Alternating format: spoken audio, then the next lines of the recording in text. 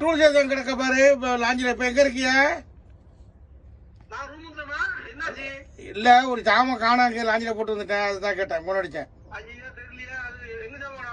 அது இந்த பெட்ரூம் மாதிரி உள்ளது, ஒரு உளி ஒன்று வச்சுட்டு வெட்டமே பைப்பரு.